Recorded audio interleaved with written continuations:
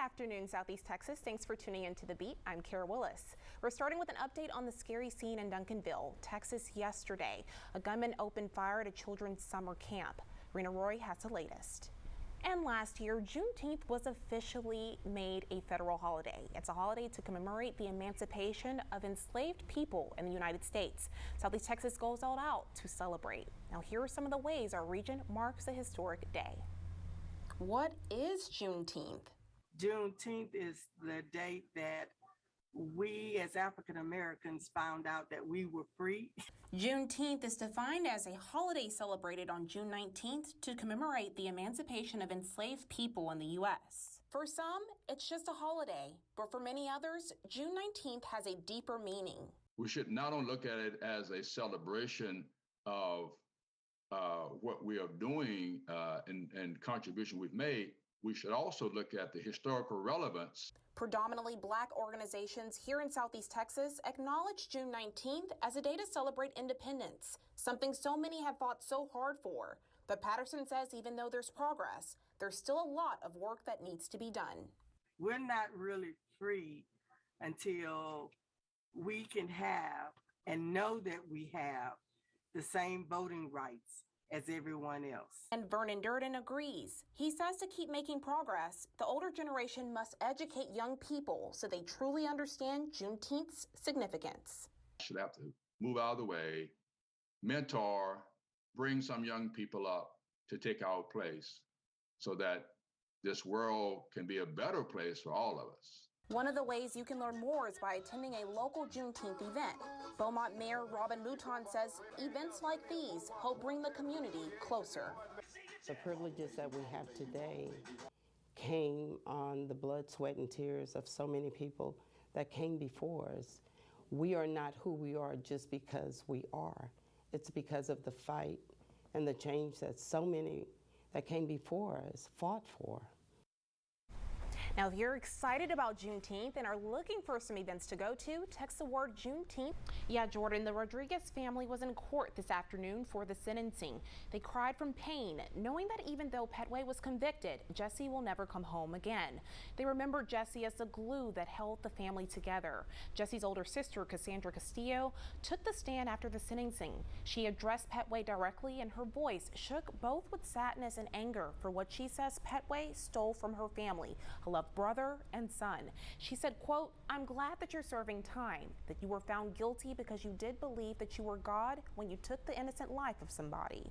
Even though she says nothing can replace the void in their hearts, she says that she and her family are determined to keep Jesse's legacy alive.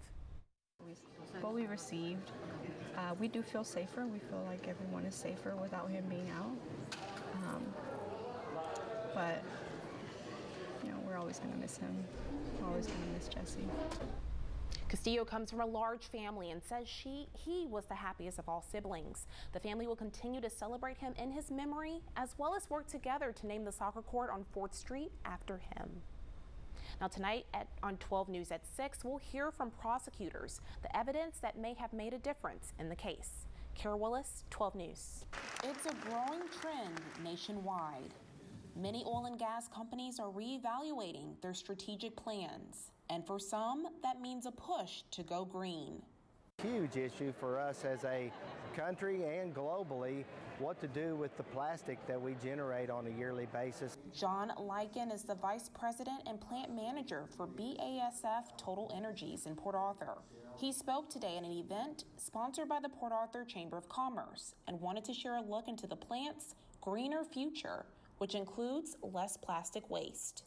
He says BASF's goal is to reduce absolute CO2 emissions by 25% by 2030, and by 2050 to have that gas reduced to as close to zero as possible. It makes an opportunity for Southeast Texans. It'll create work and jobs, and we can process this material through our plant. The projects have been in the works for about 6 to 12 months.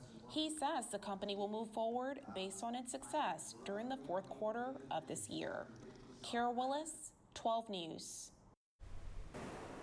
Good morning, Nick. It's the summertime. It's hot outside. The weather is great, and beaches like this will be swarming with families come in the next couple of months to enjoy some family fun. But as a parent, I'm sure that the shortage is the last thing that you want to hear about, but it's true. Many states are having to get creative on how they're going to keep beaches like this safe with the shortage of lifeguards. Now, I spoke with Tom Gill. He is the vice president of the USLA, the United States Life Saving Association, and says that many other hospitality jobs, lifeguards are no different.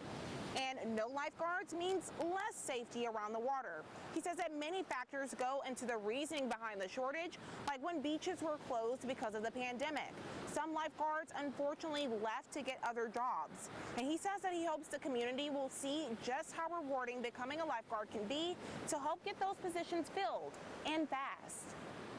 Not to mention the public safety aspect of this. If you're going to go into medical field, if you're going to go into firefighting, police, first responder, if you're going to go into the military, pretty much any job you want to go to, you're going to learn so much from.